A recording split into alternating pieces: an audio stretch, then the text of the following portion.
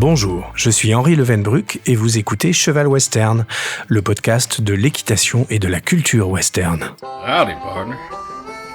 You don't mind my saying. Dans chaque épisode, je vous invite à partir à la rencontre de celles et ceux qui font vivre le western. Le nouveau western. Des cavaliers, des enseignants, des éleveurs, des ranchers, des historiens, des artistes, des artisans et bien d'autres personnes encore. Hello? Hello? Ensemble, nous allons explorer les multiples facettes de l'équitation western et de la culture qui l'entoure. Que vous soyez cavalier, amateur de western, amoureux des chevaux ou simple curieux, ce podcast vous offrira des histoires inspirantes, des conseils pratiques et un regard sincère sur la culture western et ses traditions. The Western tradition. N'oubliez pas de vous abonner à notre podcast sur votre plateforme préférée et si vous le voulez bien, prenez le temps d'y laisser une note ou un commentaire, c'est le meilleur moyen de nous aider.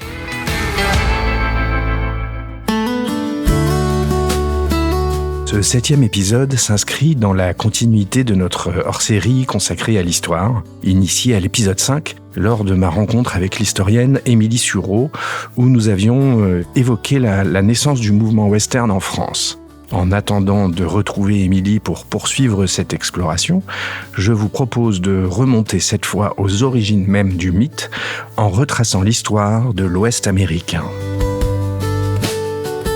Quand on parle de culture western, on pense souvent à l'immensité des plaines, aux cow-boys, aux indiens, aux chevaux, au cuir patiné par la poussière du désert.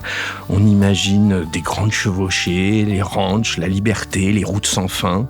Mais derrière cette image de cinéma, derrière cette légende forgée par l'Amérique elle-même, il y a une autre histoire, celle bien réelle d'un territoire conquis par les colons européens au prix de la disparition de cultures entières. Ces nations que l'on appelle aujourd'hui un peu improprement amérindiennes. Je voudrais donc revenir sur la conquête de l'Ouest, non pas pour la juger ou au contraire pour la glorifier, mais pour la comprendre, parce qu'elle fait partie des racines même de l'équitation et de la culture western, thème central de notre podcast. Comprendre comment cette période a façonné l'imaginaire, mais aussi l'art de monter à cheval, de travailler le bétail, et voir comment elle s'est construite sur un paradoxe profond, celui d'un rêve de liberté bâti sur la dépossession d'autrui. Parce que si on peut être fasciné par l'épopée humaine, par l'ingéniosité des pionniers, par la naissance d'une nouvelle nation pleine d'idéaux démocratiques, on ne peut pas oublier que cette conquête est aussi accompagnée de ce que les historiens appellent aujourd'hui un génocide culturel. Alors, avant de commencer, je tiens à préciser mon intention. Il ne s'agit pas pour moi de livrer ici une version idéalisée de l'histoire. Je veux ni peindre les Amérindiens en héros romantiques, ni les colons en figures caricaturales du mal. L'histoire de l'Ouest, l'histoire de toute civilisation même, n'est jamais toute noire ou toute blanche. Elle est faite de zones d'ombre, de contradictions, de choix humains, parfois terribles, parfois admirables. Elle est faite de destins modestes, de vie humaine en somme. Tous les cow-boys n'étaient pas des conquérants sans scrupules et tous les Indiens n'étaient pas des victimes passives. Ce que je voudrais, c'est simplement poser un regard sincère, lucide mais aussi curieux sur cet épisode à la fois dramatique et fascinant de la construction de l'Amérique. Ensemble, nous allons explorer l'Ouest non pas comme un mythe figé, mais comme une histoire complexe où se mêlent courage, violence, rêves et contradictions. L'Ouest entre mythe et mémoire.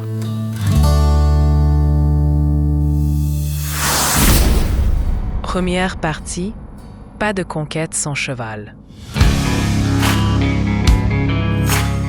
Avant de parler de l'histoire humaine, il me semble intéressant de parler brièvement de l'histoire du cheval sur le continent américain, parce qu'après tout, notre podcast s'appelle Cheval Western. Vous le savez ou vous l'ignorez peut-être, mais le cheval est à l'origine un animal américain. Il est né là-bas, sur ce continent, il y a plusieurs millions d'années. Des espèces comme Equus simplicidens galopaient déjà sur les grandes plaines nord-américaines bien avant que l'humain n'y laisse sa trace. Il y a environ 1 million d'années, certains de ces chevaux ont migré vers l'Eurasie en traversant le détroit de Bering qui était alors gelé.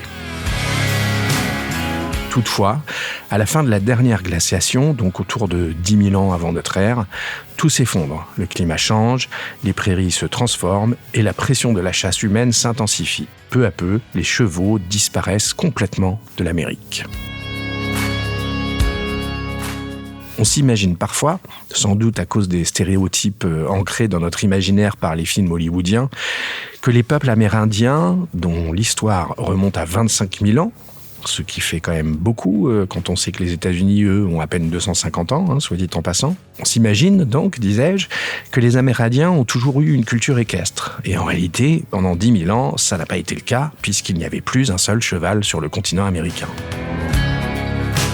Il faut attendre 1493, le deuxième voyage de Christophe Colomb, pour que les chevaux reviennent, d'abord dans les Caraïbes, sur l'île d'Hispaniola. Et c'est en 1519 que le colon Hernán Cortés emmène avec lui une petite cavalerie lorsqu'il débarque au Mexique, ce qu'on appelle à l'époque la Nouvelle-Espagne. Et ce sont les premiers chevaux à fouler le continent américain depuis la préhistoire.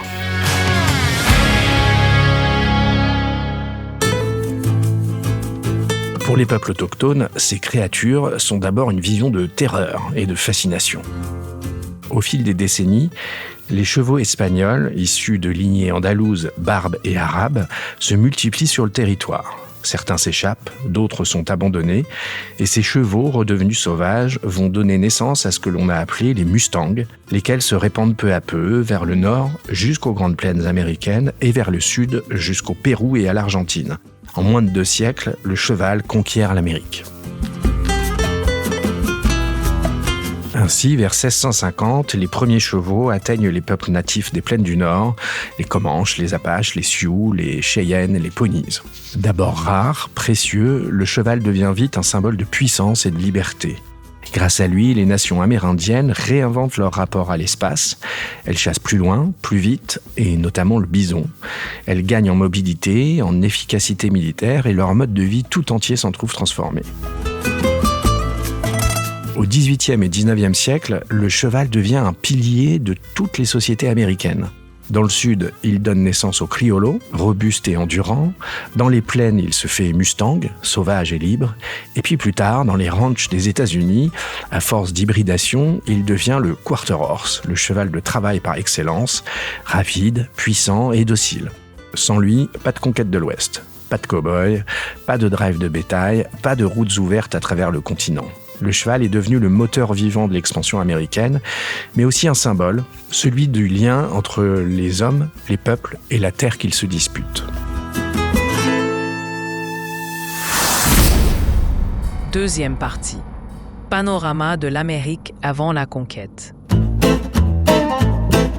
Avant de pouvoir raconter l'histoire de la conquête de l'Ouest, avant de parler de pionniers, de caravanes et de cow-boys, il me semble important de dresser un tableau de l'Amérique au moment où cette histoire commence. Au XVIIIe siècle, l'Amérique est encore coloniale. Elle est partagée entre les grandes puissances européennes. Et pour comprendre ce qui va suivre, il faut savoir qui possédait quoi et comment les États-Unis sont nés de ce vaste puzzle impérial. Donc à l'est, le long de l'Atlantique, la Grande-Bretagne domine. Ces 13 colonies prospèrent entre la côte et les Appalaches. Ça fait vraiment une bande comme ça à l'est des actuels États-Unis. On a le New Hampshire, le Massachusetts, Rhode Island, le Connecticut, l'État de New York, de New Jersey, la Pennsylvanie, le Delaware, le Maryland, la Virginie, la Caroline du Nord, la Caroline du Sud et la Géorgie. À la fin du XVIIIe siècle, les cartes sont redistribuées à l'issue de la guerre de 7 ans. C'est un conflit mondial qui oppose principalement la France et la Grande-Bretagne, rejoints par leurs alliés respectifs pour la domination coloniale et commerciale. Elle se déroule en Europe, en Inde, mais surtout en Amérique du Nord. Et elle se conclut par la victoire britannique, qui marque la fin de la présence coloniale majeure de la France sur le continent américain. Et donc, depuis la victoire britannique de 1763, Londres récupère le Canada qu'on appelle encore Québec, mais aussi la Nouvelle-Écosse, Terre-Neuve et même les Florides orientales et occidentales qui sont prises à l'Espagne à la fin de la guerre. L'Angleterre, enfin, administre aussi l'intérieur du continent, juste à l'est du Mississippi, sous forme de territoire indien protégé, en théorie du moins, parce que la pression coloniale ne cesse d'y croître. En 1763, la couronne britannique, en effet, avait proclamé que ces territoires formaient une réserve indienne, ce qu'on appelle l'Indian Territory, placée sous sa protection et qui correspond à peu près à la région des Grands Lacs, de la vallée de l'Ohio, du Kentucky et du Tennessee. En théorie, c'était une barrière destinée à protéger les nations amérindiennes, mais en réalité, c'était une frontière impossible à faire respecter et les colons, attirés par les terres fertiles du Kentucky et de l'Ohio, franchissaient régulièrement la ligne, provoquaient déjà avant même l'indépendance américaine, les premiers conflits de la future conquête de l'Ouest. Et à l'ouest du Mississippi, en revanche, là, c'est le monde espagnol.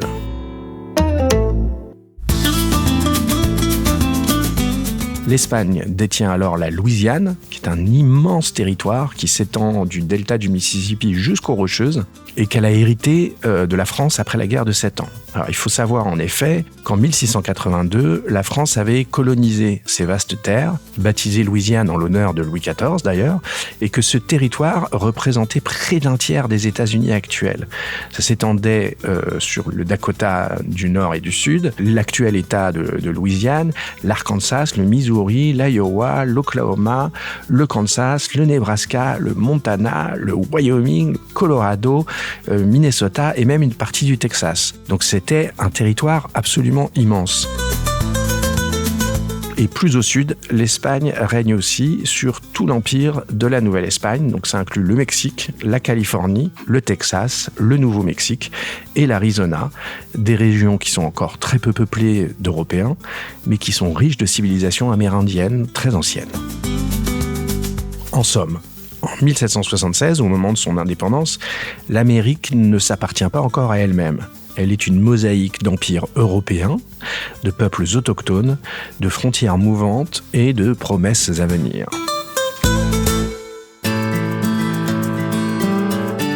C'est dans ce contexte que naît la rébellion des 13 colonies britanniques. Tout commence en 1763, donc à la fin de la guerre de 7 ans. Londres, victorieuse, mais endettée, veut faire payer à ses colonies le prix de la guerre, le prix de sa défense. Alors, taxes sur les papiers officiels, sur le thé, sur les marchandises. Très rapidement, les colons crient à l'injustice. En 1773, en signe de protestation, les colons américains jettent à la mer des cargaisons entières de thé britannique dans le port de Boston. C'est ce qu'on appelle la Boston Tea Party.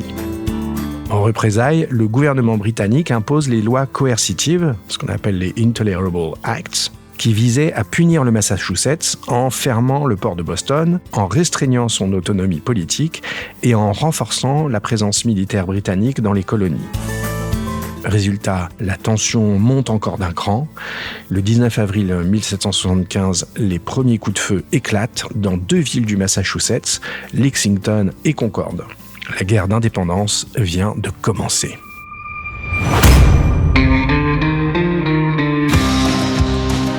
Un an plus tard, le 4 juillet 1776, les représentants des 13 colonies signent la déclaration d'indépendance. L'une de ces phrases résonne encore à travers les siècles. We hold these truths to be self-evident, that all men are created equal. Nous considérons comme allant de soi que tous les êtres humains naissent égaux. Une phrase qui, 13 ans plus tard, inspirera la Déclaration des droits de l'homme en France en plein cœur de la Révolution. Ce sont de grands mots, de jolis mots, et pourtant, à ce moment-là, l'égalité ne concerne ni les femmes, ni les esclaves, et ni les peuples amérindiens. Cette guerre d'indépendance dure 7 longues années. D'abord incertaine, elle tourne bientôt à l'avantage des insurgés après la victoire de Saratoga dans l'État de New York en 1777. En 1778, la France vient à l'aide de l'indépendance américaine et entre en guerre contre la Grande-Bretagne, suivie par l'Espagne en 1779. En 1781, la victoire de Yorktown, en Virginie, scelle le sort de l'armée britannique. Et 2 ans plus tard, le traité de Paris reconnaît officiellement l'indépendance des États-Unis d'Amérique.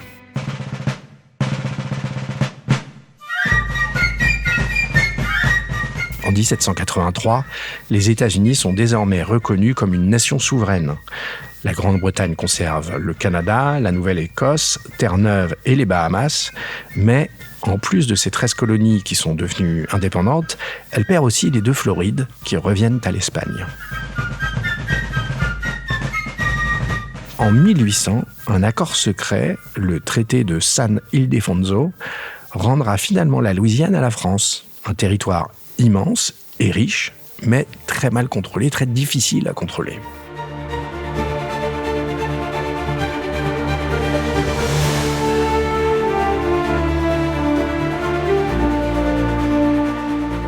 À la fin du XVIIIe siècle, le continent américain ressemble à une immense promesse. C'est un territoire presque sans limite, aux mains d'un nouveau pays jeune et ambitieux. Et cette promesse, les États-Unis vont bientôt tenter de la conquérir, au nom du progrès, de la liberté et d'une idée qui va marquer tout le XIXe siècle. Ce qu'on appelle la destinée manifeste. The manifest destiny. Selon cette idéologie, qui mêlait providentialisme protestant et expansionnisme d'État, la nation américaine se sentait investie d'une mission divine et historique qui consistait à étendre sa civilisation et ses institutions sur tout le continent nord-américain d'est en ouest. En gros, si les États-Unis devaient s'étendre, c'était par la volonté de Dieu.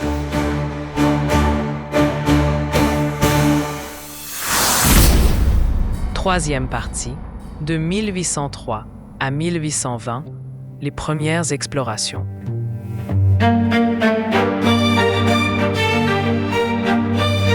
En 1803, un simple accord diplomatique va changer à jamais le visage de l'Amérique. Cette année-là, Napoléon Bonaparte, trop occupé par ses guerres en Europe, revend à prix d'amis ce territoire qu'il n'a jamais eu le temps de gouverner, la fameuse Louisiane. Et pour 15 millions de dollars. C'est la somme que verse le président américain Thomas Jefferson pour acquérir ce territoire immense, plus de 2 millions de kilomètres carrés, du Mississippi jusqu'aux montagnes rocheuses. Du jour au lendemain, la superficie des États-Unis se multiplie par 2.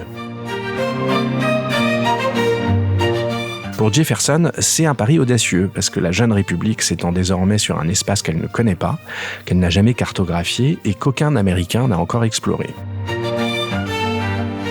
Alors, pour savoir ce que recèle cette nouvelle terre, Jefferson envoie 2 hommes, Meriwether Lewis et William Clark. Leur mission, remonter le fleuve Missouri, franchir les montagnes et atteindre, si possible, l'océan Pacifique. En mai 1804, ils quittent Saint-Louis, dans le Missouri, à la tête du Corps of Discovery. Une trentaine d'hommes, des guides, des trappeurs, quelques scientifiques et une jeune femme, Sacagawea, qui est d'origine Shoshone, c'est-à-dire issue d'un peuple autochtone présent dans la région des Rocheuses. C'est elle, interprète et éclaireuse, qui leur ouvre la voie à travers les montagnes et les plaines, et sans qui l'expédition n'aurait sans doute pas survécu. The whole world is my country, and all mankind are my friends. Sacagawea.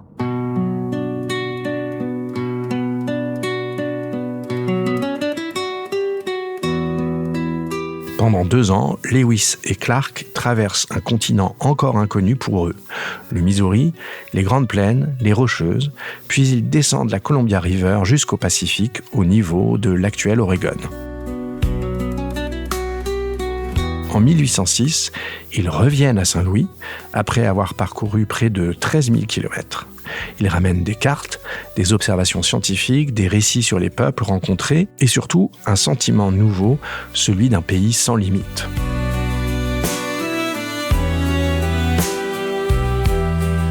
Avec Lewis et Clark commence ce que les Américains appelleront plus tard la frontière.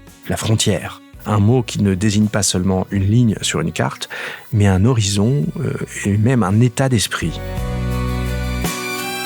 Pour beaucoup, cette frontière représente la liberté, la promesse, la possibilité de recommencer ailleurs. Pour d'autres, elle devient une mission nationale, conquérir, civiliser, peupler. C'est l'incarnation même de la destinée manifeste dont on parlait tout à l'heure.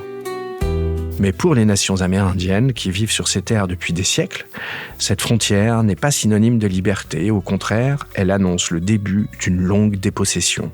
car derrière les explorateurs viendront bientôt les colons et avec eux les soldats, les rails et la loi américaine.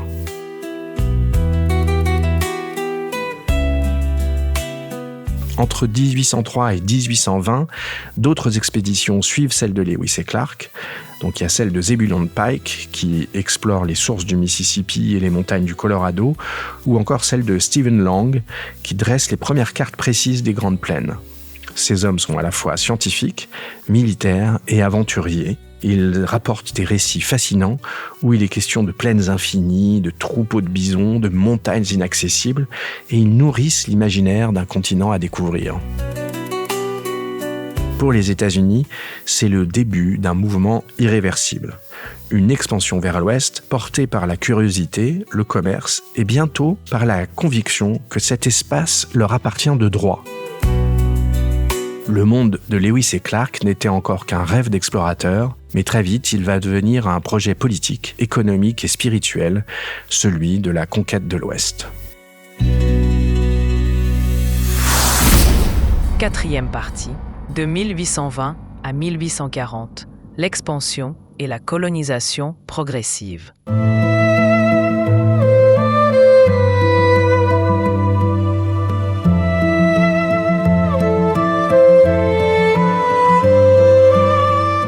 Au début des années 1820, les États-Unis ont à peine 50 ans d'existence. Mais déjà, les cartes changent, les routes s'allongent et les familles quittent les villes de la côte Est pour tenter leur chance dans l'immensité des Grandes Plaines. On les appelle les pionniers. Parmi eux, il y a des fermiers, des artisans qui sont nés aux États-Unis, mais il y a aussi des trappeurs, des marchands de fourrure, qui sont souvent issus des milieux franco-créoles de Saint-Louis, avec beaucoup de franco-canadiens, et de métis mariés à des femmes amérindiennes. Et puis bientôt, des immigrés européens, donc allemands, irlandais, écossais, français et même les premiers scandinaves. Et puis il y a aussi des Afro-Américains, réduits en esclavage, qui sont emmenés par des planteurs et leur travail va ouvrir les champs de coton, les routes et les villes.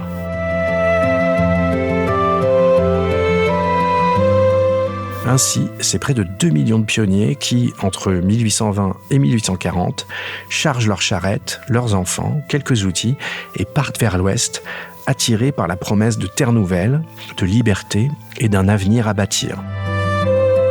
Ils s'installent dans les vallées fertiles du Mississippi, dans le Kentucky, dans le Tennessee, le Missouri et puis au-delà. Pour eux, c'est une aventure. Pour d'autres, c'est le début d'un exil forcé. Car ces terres, si vastes qu'elles paraissent, elles ne sont pas vides. Elles sont habitées depuis des millénaires par des nations amérindiennes.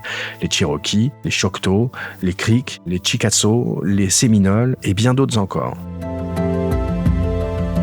Certaines ont déjà fait des efforts pour s'adapter au monde des Blancs. Elles ont adopté l'agriculture, elles ont créé des écoles, elles ont établi des constitutions, elles ont imprimé des journaux en anglais parfois même. Mais ça suffit pas. Pour les colons, et surtout pour les politiciens de Washington, ces peuples sont un obstacle sur la route du progrès et de la propriété privée. L'idée dominante est simple, l'Ouest appartient à ceux qui sauront le mettre en valeur. Et les nations indiennes, elles, sont perçues comme une présence du passé. En 1830, le président Andrew Jackson signe une loi qui va changer à jamais la géographie humaine de l'Amérique. C'est le Indian Removal Act, la loi sur le déplacement des Indiens.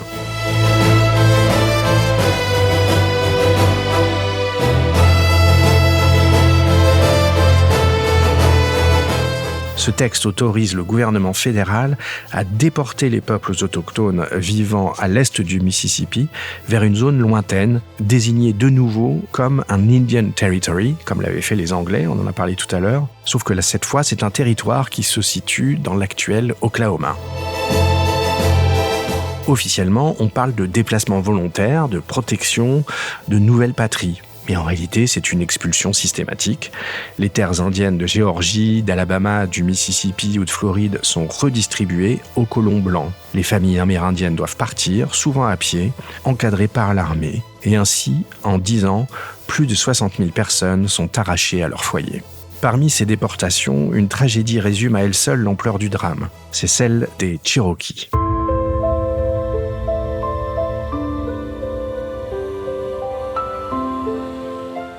1838, refusant de quitter leurs terres, les Cherokees sont rassemblés par force. L'armée américaine encercle leur village, brûle leurs maisons et les fait marcher vers l'ouest. Plus de 16 000 hommes, femmes et enfants traversent ainsi près de 1500 km à travers le froid, la pluie, la faim et la maladie.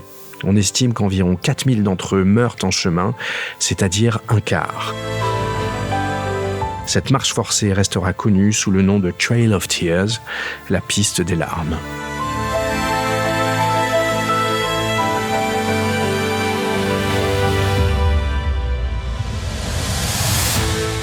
Pour les États-Unis, c'est la réussite d'une politique d'expansion.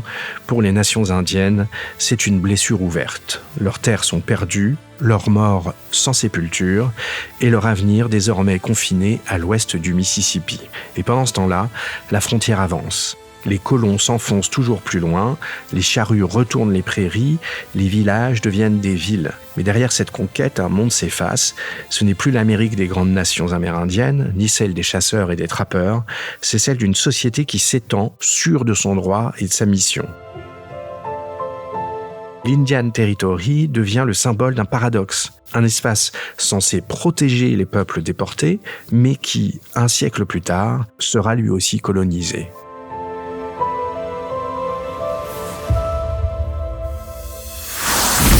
Cinquième partie, de 1840 à 1860, la poussée vers le Pacifique.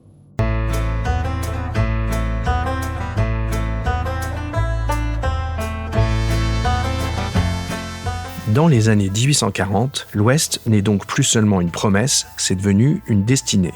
Le concept de destinée manifeste se répand, porté par les journaux, les politiciens, les pasteurs.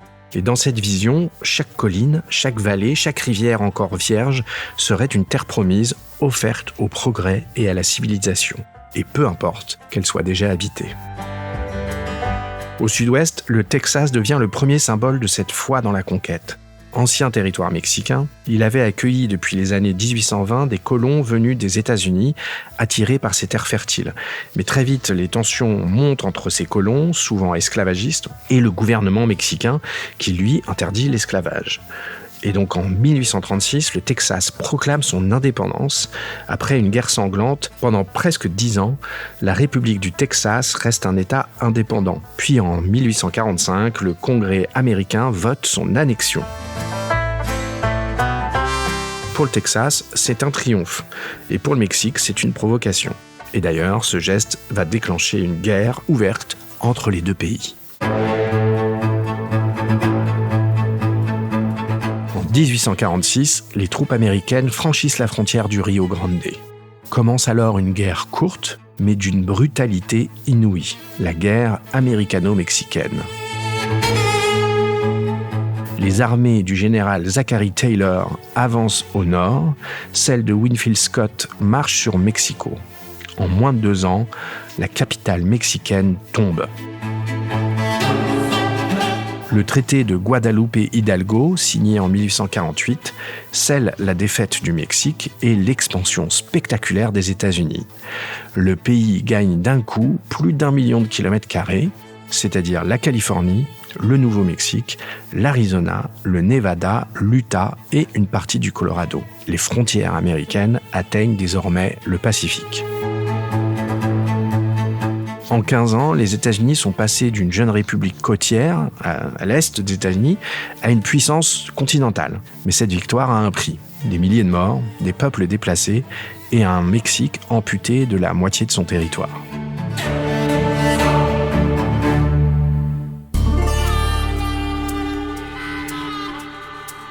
Cette même année 1848, presque au moment où le traité est signé, un ouvrier découvre quelques paillettes dorées dans le lit d'une rivière californienne près de Sutter's Mill. L'information met quelques mois à traverser le pays, mais quand elle arrive à l'est, c'est une déflagration. Des dizaines de milliers d'hommes, et puis de femmes, se lancent sur les routes, à pied, à cheval ou par bateau. En 1849, on les appelle les 49ers. La ruée vers l'or de Californie transforme tout. La petite ville de San Francisco passe de quelques centaines d'habitants à plus de 25 000 en à peine 2 ans.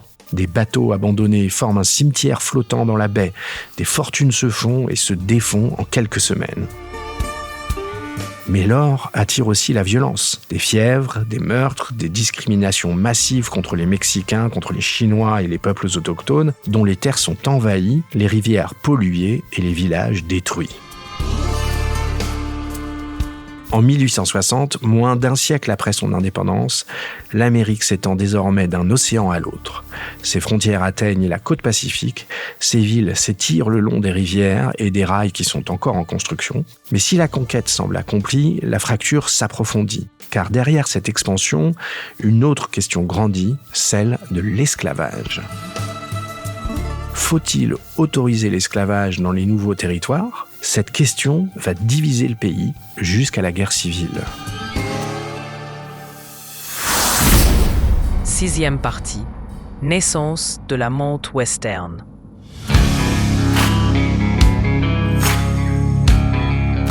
Alors à ce moment-là de l'histoire, il me semble intéressant de faire une petite pause pour parler de la monte western, parce que pendant que les pionniers avancent vers l'ouest, il y a une autre histoire qui se tisse en parallèle, plus discrète, plus silencieuse, mais tout aussi essentielle, celle de la relation entre l'homme et le cheval.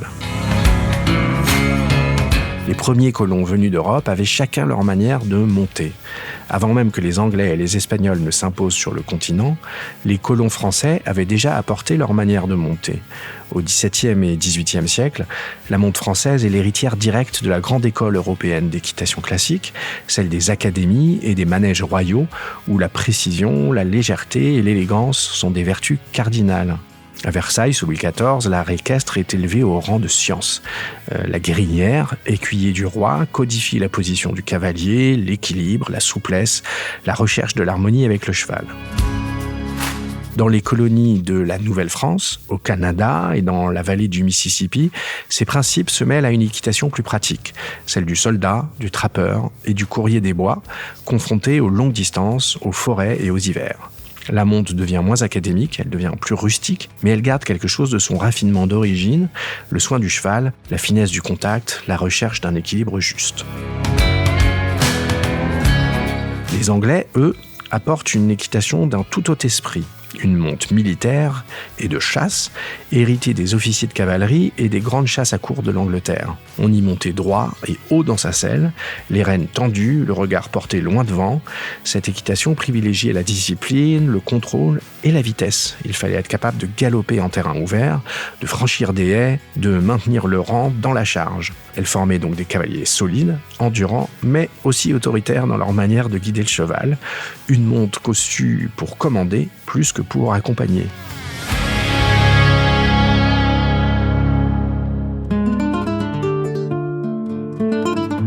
Alors c'est surtout l'Espagne, à travers le Mexique et les colonies du Sud, qui va façonner durablement la monte de l'Ouest. Au XVIe siècle, déjà, les conquistadors espagnols avaient introduit leurs chevaux et leur savoir-faire en Amérique. Dans les grandes haciendas du Mexique, les cavaliers chargés de garder les troupeaux s'appelaient les vaqueros. Ces hommes vivaient à cheval et ils avaient développé un art du bétail. Guider le troupeau, attraper un animal au lasso sans le blesser. Leur équitation reposait sur la légèreté, la précision et la confiance entre le cavalier et sa monture.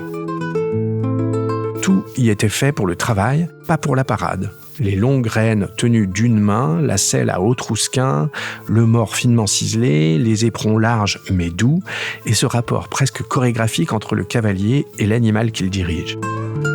Quand les colons américains atteignent les territoires mexicains, donc le Texas, la Californie, le Nouveau-Mexique, ils découvrent ces cavaliers, habiles, fiers, leur manière de travailler le bétail, leur style de monte, leur allure, et petit à petit, ils s'en inspirent. Et c'est ainsi que naît l'équitation de travail de l'Ouest, qui est issue du mélange entre les colons anglo-américains, français, et les traditions équestres hispano-mexicaines.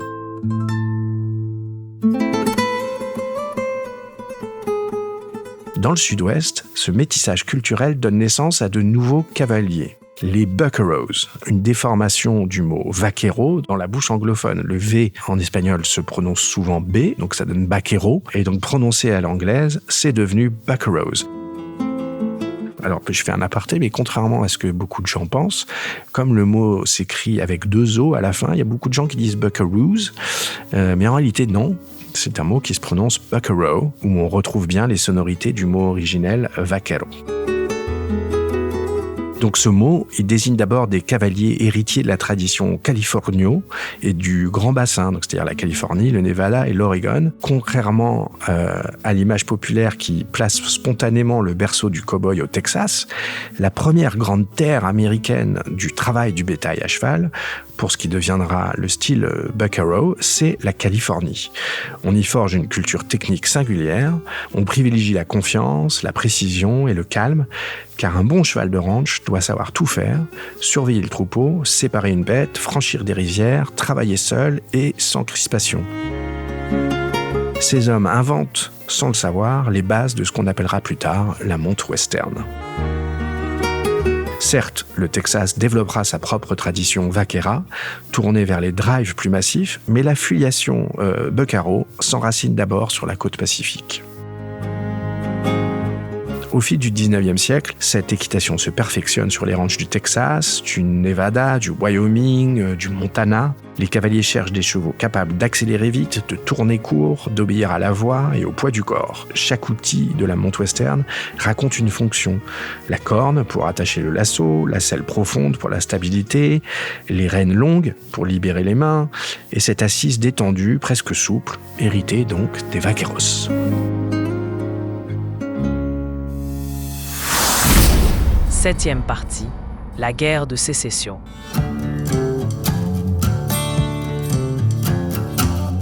L'Amérique s'est construite sur l'idée de liberté, mais à la veille des années 1860, elle ne s'accorde toujours pas sur ce que ce mot veut dire. L'expansion vers l'ouest, les conquêtes, les nouvelles terres, tout cela a fait naître une question brûlante. Ces nouveaux territoires seront-ils libres ou esclavagistes ? Au nord, on défend l'idée d'une économie industrielle, fondée sur le travail libre. Et au sud, on s'accroche à un système agricole où tout repose sur l'esclavage des Afro-Américains. 2 visions d'un même pays, 2 mondes qui s'opposent. En 1860, l'élection d'Abraham Lincoln, farouche opposant à l'expansion de l'esclavage, met le feu aux poudres. En quelques mois, 11 États du Sud font sécession et fondent les États confédérés d'Amérique, avec leur propre président, Jefferson Davis. En avril 1861, les premiers coups de canon résonnent à Fort Sumter.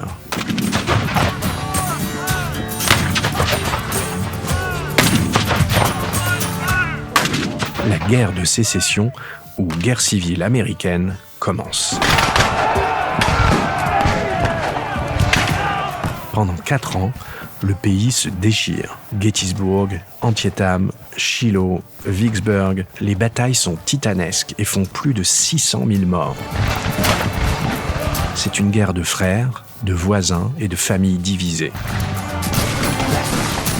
En 1863, Lincoln signe la proclamation d'émancipation qui déclare libres les esclaves des États en rébellion. Et en 1865, la Confédération s'effondre.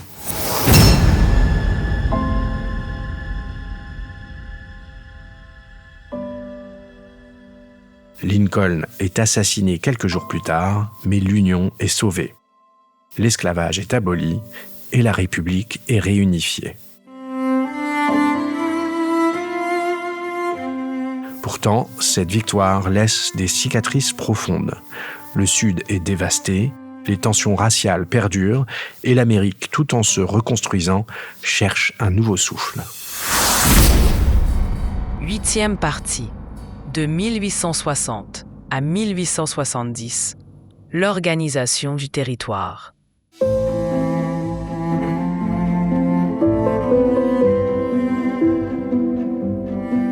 Après la guerre de sécession, l'Amérique sort exsangue, mais transformée. Le pays est désormais indivisible et son regard peut se tourner de nouveau vers l'ouest. Là-bas, au-delà du Mississippi, s'étendent encore des millions d'hectares, des plaines, des montagnes, des vallées, que le gouvernement fédéral considère comme la promesse d'un renouveau. Pour reconstruire le pays, il faut le peupler, le cultiver et le relier. Et c'est exactement ce qui va se produire en à peine une génération. En 1862, alors que la guerre civile fait rage, le président Abraham Lincoln signe une loi simple mais révolutionnaire qu'on appelle le Homestead Act. The Homestead Act. Son principe: toute personne, homme ou femme, citoyen ou futur citoyen, peut obtenir 160 acres de terre gratuite à condition d'y construire une maison et de la cultiver pendant au moins 5 ans. 160 acres, c'est environ 65 hectares. C'est largement assez pour vivre, pour fonder une ferme et pour bâtir une famille. Pour des milliers d'Américains pauvres, d'anciens soldats, d'immigrants venus d'Europe, c'est une chance inespérée. Les chariots repartent de nouveau vers l'ouest. Des files de pionniers s'étirent à perte de vue à travers les plaines du Kansas, du Nebraska, des Dakota. On y voit des visages venus de partout, irlandais, allemands, scandinaves, polonais, chinois, italiens, des familles qui ne parlent pas toujours la même langue, mais qui partagent la même foi dans le travail et dans la promesse d'une terre à soi. Entre 1862 et 1900, près de 1,6 million de concessions seront distribuées. L'Amérique devient un pays de fermiers libres, du moins en apparence. Alors, j'en profite que nous en sommes ici pour parler de l'un des aspects de l'histoire des États-Unis qui nous intéresse particulièrement dans le cadre de ce podcast. Car en effet, c'est à cette époque, alors plus précisément entre 1865 et 1885, que s'écrit ce qu'on appellera plus tard l'âge d'or des ranchs et de l'open range. C'est une période symbolique dans l'histoire de l'équitation western. L'open range, ce qui signifie littéralement pâturage ouvert, c'est un espace sans clôture, sans barbelés, où le bétail circule librement sur des centaines de kilomètres carrés. Le cœur de cette économie, c'est le bœuf, et notamment le Texas Longhorn, rustique, nerveux, taillé pour la survie. Après la guerre de sécession, les plaines du Sud regorgent de bétail abandonné, la demande en viande explose à l'Est, et les éleveurs comprennent qu'ils tiennent une fortune sur pattes. Alors les grands cattle drive commencent. Des centaines de milliers de têtes remontent du Texas jusqu'en Illinois ou au Kansas, parfois sur plus de 1500 km. Des pistes se dessinent à travers la prairie. Chaque convoi compte au minimum une dizaine d'hommes, donc un trail boss, quelques cow-boys qui drivent le bétail, un cuisinier et un cavalier qui lui est chargé des chevaux de rechange et qu'on appelle le fameux wrangler. Ils avancent lentement, à raison de 15 ou 20 km par jour. Ils vivent sous la tente ou à la belle étoile. Ils surveillent le troupeau jour et nuit pour éviter les ruées de bétail qui peuvent être provoquées par un éclair, un cri ou même un simple coup de vent, et pour éviter le vol de bétail aussi. Et autour de cette vie rude et nomade se développent les ranchs, qui sont de véritables empires d'herbe et de poussière. Certains couvrent des milliers d'hectares, comme le XIT Ranch au Texas, qui s'étendait sur plus d'1 million d'acres. Ces domaines fonctionnent presque en autarcie. Cow-boys, intendants, maréchaux ferrants, forgerons, cuisiniers. C'est un monde hiérarchisé, exigeant, mais aussi communautaire, où tout repose sur la compétence et sur la confiance. Le cheval, bien sûr, y est roi. Chaque cow-boy en possède plusieurs, adaptés à la conduite du troupeau, au travail du lasso, aux longues chevauchées. Le troupeau, la selle, la corde, le feu de camp, tout devient un mode de vie. Cet âge d'or, pourtant, ne va durer qu'une vingtaine d'années.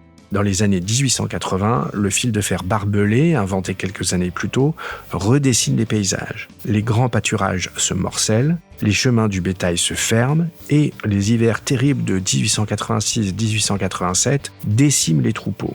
L'open range va disparaître peu à peu, emportant avec lui un certain esprit de liberté.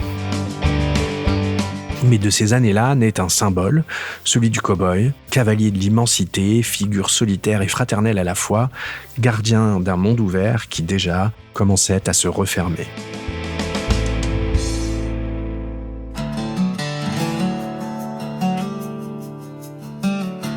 Mais revenons à notre histoire de la conquête. Pendant que les pionniers défrichent les prairies, construisent des ranchs, d'autres hommes, plus à l'ouest, bâtissent une autre conquête, celle du rail. En 1869, après 6 années de travaux titanesques, 2 lignes se rejoignent à Promontory Point, dans l'Utah, la Union Pacific, qui est partie d'Omaha, dans le Nebraska, et la Central Pacific, qui, elle, est partie de Sacramento, en Californie.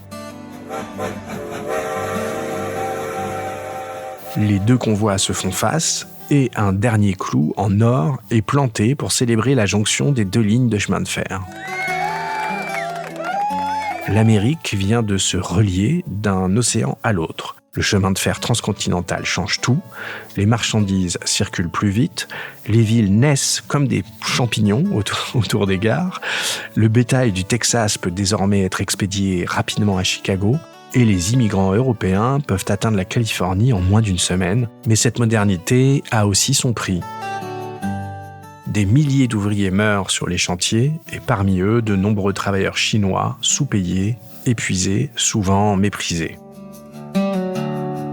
En quelques décennies, le paysage de l'Ouest se transforme à une vitesse vertigineuse. De simples camps de bois deviennent des villes. Denver, Omaha, Dodge City, San Francisco, Cheyenne. L'agriculture s'étend à perte de vue. Blé, maïs, coton, l'élevage, le commerce, les mines, les journaux, les écoles, tout s'organise. L'Ouest, autrefois perçu comme une frontière, devient un réseau de communautés vivantes, l'expression concrète du rêve américain. Mais encore une fois, ce rêve n'est pas partagé par tous.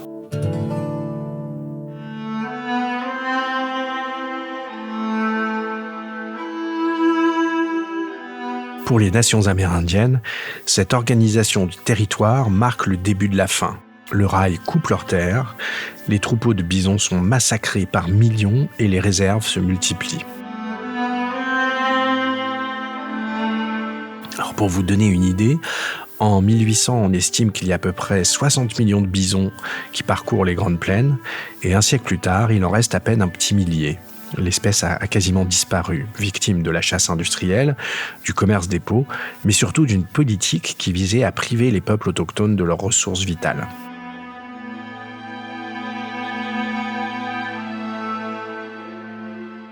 Et d'ailleurs, pour illustrer cette volonté du gouvernement américain d'affamer les peuples amérindiens, je vous livre ici une citation qui est aussi célèbre que terrible, attribuée au général Sheridan lors d'un discours prononcé en 1870 devant la législature du Texas. Les chasseurs de bisons ont fait, ces 2 dernières années, et feront encore l'an prochain, davantage pour régler la pénible question indienne que toute l'armée régulière en 40 ans, pour une paix durable, qu'on les laisse tuer, dépouiller et vendre jusqu'à l'extermination des bisons.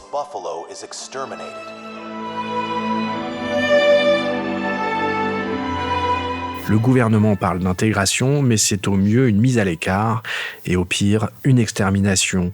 Pendant que l'Ouest s'urbanise, des peuples entiers disparaissent ou sont confinés dans des territoires réduits. La frontière se referme peu à peu, et avec elle, c'est tout un monde qui s'éteint.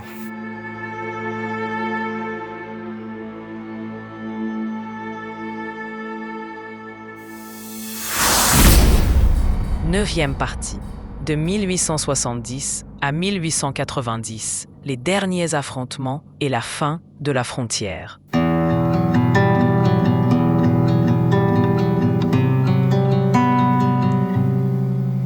L'Ouest américain des années 1870 n'est plus celui de Lewis et Clark.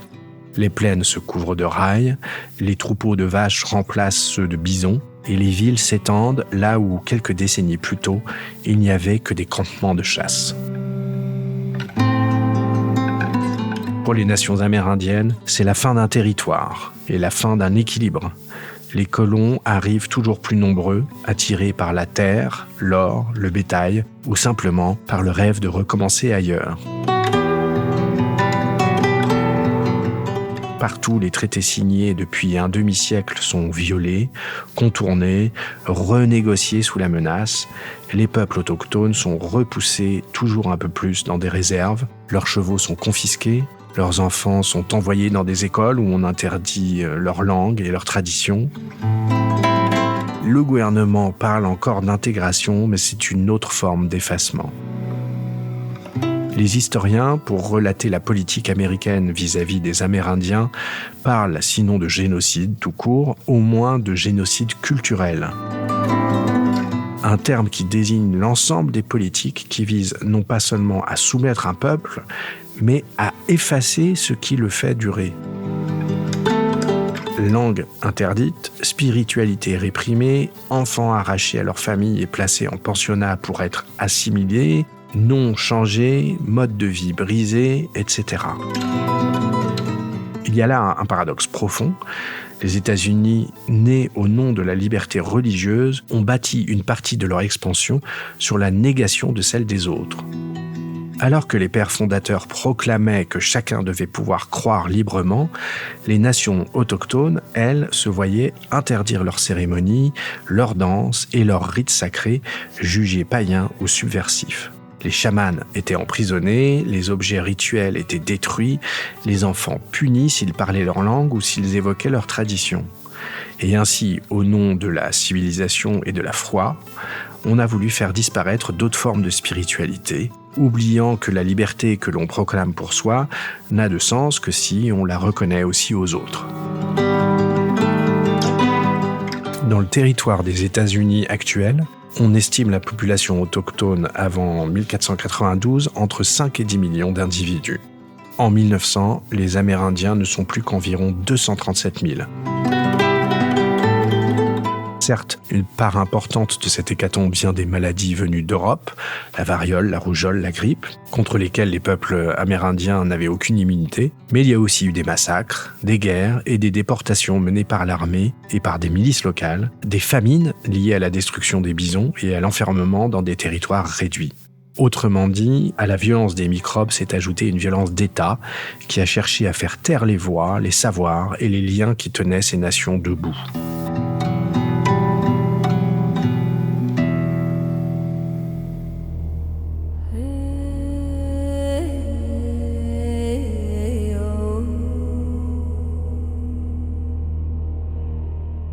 En 1876, une étincelle va mettre le feu aux poudres. Les chercheurs d'or envahissent illégalement les Black Hills, qui sont alors un territoire sacré des Lakota, garanti par un traité. Et en réponse, les nations des plaines se soulèvent sous la conduite de Sitting Bull, de Crazy Horse et de Gal. Le général George Armstrong Custer, jeune officier flamboyant, est envoyé pour les soumettre. Le 25 juin 1876, sur les rives de la Little Big Horn River, dans le Montana, les guerriers Lakota et Cheyenne tentent une embuscade au 7e régiment de cavalerie. En moins d'une heure, Custer et plus de 200 de ses hommes sont anéantis. C'est une victoire éclatante pour les nations indiennes, un sursaut de fierté, une revanche historique, mais c'est aussi leur dernier grand triomphe. Car la riposte du gouvernement américain sera implacable. Dans les années qui suivent, les armées fédérales multiplient les campagnes. Nez percés, Sioux, Cheyenne, Apaches, les unes après les autres, les résistances sont écrasées. Crazy Horse est tué en 1877 et Sitting Bull sera abattu 13 ans plus tard. En décembre 1890, dans les plaines du Dakota, la tension atteint son paroxysme. Alors les Sioux, qui sont brisés, enfermés, endeuillés, pratiquent une nouvelle cérémonie qu'on appelle la Ghost Dance, la danse des esprits, un rituel de désespoir et en même temps d'espérance. On croit qu'en la dansant, les bisons vont revenir et les blancs vont s'en aller. L'armée américaine, terrifiée par ce mouvement pourtant pacifique, mais qu'elle ne comprend pas, décide d'intervenir. Le 29 décembre 1890, près de la rivière Wounded Knee, le 7e de cavalerie encercle un camp de Lakota. Une échauffourée éclate, alors un coup de feu, peut-être accidentel, on ne sait pas, Toujours est-il qu'en quelques minutes, les soldats ouvrent le feu sur les tipis, sur les femmes, sur les enfants, et plus de 250 Lakota sont massacrés.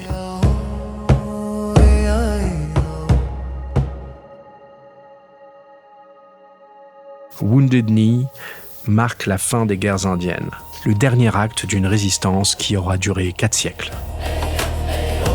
Et la même année, le Bureau du recensement des États-Unis publie un rapport.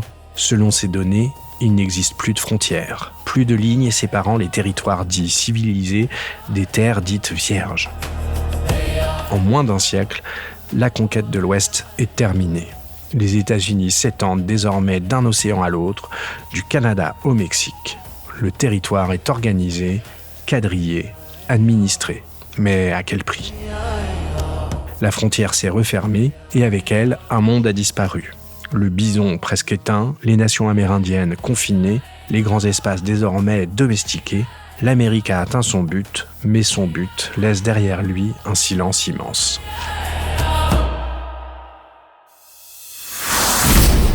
Conclusion. Le mythe de l'Ouest.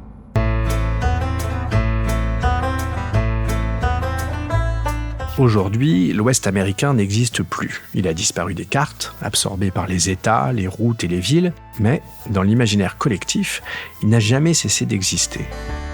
Dès la fin du XIXe siècle, l'Ouest devient un mythe fondateur, celui d'un peuple libre, courageux, affrontant la nature et la poussière pour bâtir son destin. Ce mythe, c'est celui des cow-boys, des chercheurs d'or, des shérifs et des bandits, des vastes prairies où tout semble possible.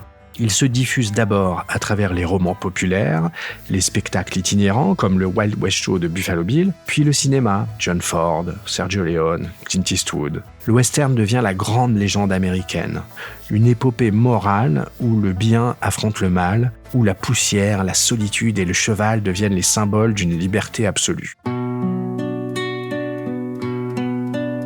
Mais cette légende a son revers, car derrière la lumière des couchers de soleil, derrière le bruit des éperons et les galops héroïques, il y a une autre histoire, souvent effacée, celle des nations amérindiennes, des peuples déracinés, des bisons exterminés, des promesses trahies, et de cette nature qu'on a voulu conquérir plutôt que protéger. Le mythe de l'Ouest, c'est une histoire de gloire et de deuil à la fois. Une fable de liberté née d'une immense dépossession. Pourtant, si ce mythe continue de nous fasciner, c'est peut-être parce qu'il touche à notre fort intérieur, désir de mouvement, de la quête d'espace, de la relation entre l'homme, l'animal et la terre. Aujourd'hui, pratiquer l'équitation western, c'est bien plus qu'adopter un style de monte ou une esthétique. C'est hériter d'une histoire entière, avec ses ombres et ses lumières. Cette équitation vient du travail des vaqueros mexicains, de celui des cow-boys dans les ranchs en open range, et des gestes patients des cavaliers qui vivaient au rythme du troupeau. Mais elle est aussi le fruit d'un métissage, car après l'arrivée des chevaux au XVIe siècle, les peuples autochtones d'Amérique sont devenus eux aussi des cavaliers d'exception. Chez les Comanches, les Sioux ou chez les Nez-Percés, le cheval n'était pas un outil, mais un frère, un partenaire de chasse, de guerre, de voyage, un partenaire de vie en fait. Leur monte, fluide et instinctive, influencera d'ailleurs les cow-boys eux-mêmes. Et le Mustang reste aujourd'hui un symbole de liberté. Alors l'histoire des Nokota et des Spanish Mustangs que nous a raconté François Marchal dans l'épisode numéro 4 est d'ailleurs une parfaite illustration de l'héritage amérindien dans la monte western. Alors comment aimer l'Ouest sans trahir sa mémoire ? Peut-être en regardant le passé sans complaisance, en acceptant de voir la beauté et la douleur mêlées et en choisissant de garder ce qu'il y a de plus noble, le lien entre l'homme, le cheval et la nature. Et au fond, si l'Ouest a bien été un drame, le cheval en est peut-être une voie de rédemption.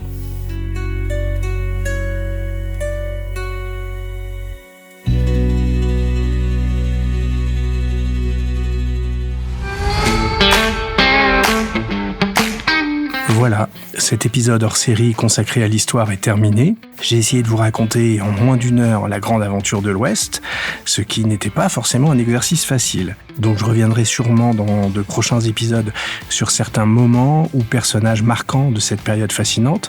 J'aimerais bien notamment consacrer un épisode à Sitting Bull, dont le parcours est à la fois remarquable et profondément symbolique de cette époque. Vous trouverez une bibliographie complète sur la page de l'épisode, sur notre site internet cheval-western.fr, mais je voudrais déjà citer ici 2 ouvrages qui m'ont particulièrement aidé pour préparer cet épisode et puis que je vous recommande vivement.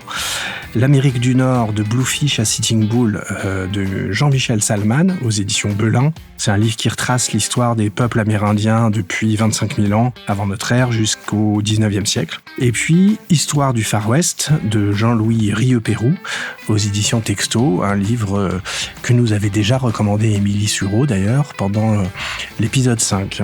Si cet épisode vous a plu, pensez à vous abonner sur votre plateforme préférée. Vous pouvez aussi laisser un commentaire, une note. C'est le meilleur moyen de soutenir notre podcast et d'aider d'autres passionnés à le découvrir. Et puis comme Orange, tout est toujours plus agréable quand on partage, alors n'hésitez pas à faire passer le mot autour de vous sur vos réseaux sociaux. On se retrouve très bientôt pour un nouvel épisode, et en attendant, ride safe et gardez l'esprit western.